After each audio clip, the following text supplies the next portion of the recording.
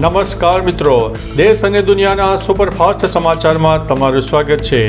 Mini vacation માટે દ્વારકા, સોમનાથ અને આબુ લોકોની પહેલી પસંદ જોવા મળી છે। ટ્રેનોમાં 150નું વેઇટિંગ જોવા મળ્યું છે, જ્યારે એરફેરના ભાવ પણ આસમાને જોવા મળી રહ્યા છે। ભારત પર ટેરિફથી રશિયાને મોટો ઝટકો, પુતિન સાથે બેઠકમાં પહેલા ટ્રમ્પનું એક મોટું નિવેદન સામે આવ્યું છે।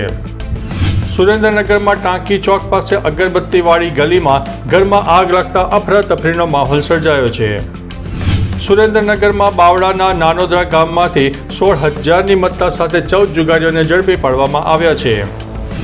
અમદાવાદમાં ગાંધીનગર અમદાવાદની હદ સાથે જોડાયેલા ચાંદખેડા વોર્ડ નંબર 45થી વધુ સોસાયટીમાં 3 મહિનાથી ટેન્કર રાજ જોવા મળી રહ્યું છે।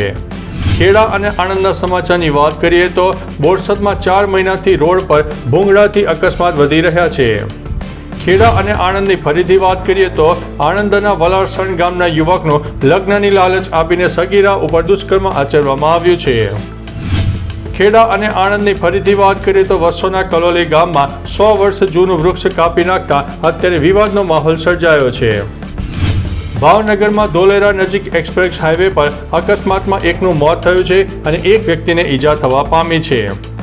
મધ્ય ગુજરાતના આણંદમાં 19 જુગારીઓ 50,000ના મુદ્દામાલ સાથે અંતે ઝડપાઈ ગયા છે।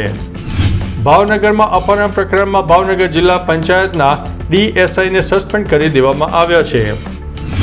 ભાવનગરમાં જાહેરમાં જુગાર રમતી 6 મહિલા સહિત 3 વ્યક્તિઓને ઝડપી પાડવામાં આવ્યા છે। રાજકોટમાં રીબડામાં પેટ્રોલ પંપ પર ફાયરિંગ કરાવનાર હાર્દિકસિંહ કેરાલાથી અંતે ઝડપાઈ ગયો છે। ગાંધીનગરમાં ધાડ અને ગરફોડ ચોરી કરતી ઉંડારની કુખ્યાત મોહનિયા ગેંગનો પર્દાફાશ કરવામાં આવ્યો છે। ગાંધીનગરમાં શાંતિગ્રામ પાસે હિટ એન્ડ રનની ઘટનામાં બાઇક સવાર વૃદ્ધનું મોત થયું છે। તો ચાલો મિત્રો, ફરીથી દેશ અને દુનિયાના સુપરફાસ્ટ સમાચાર લઈને મળતા રહીશું। ત્યાં સુધી અમને રજા આપશો। નમસ્તે।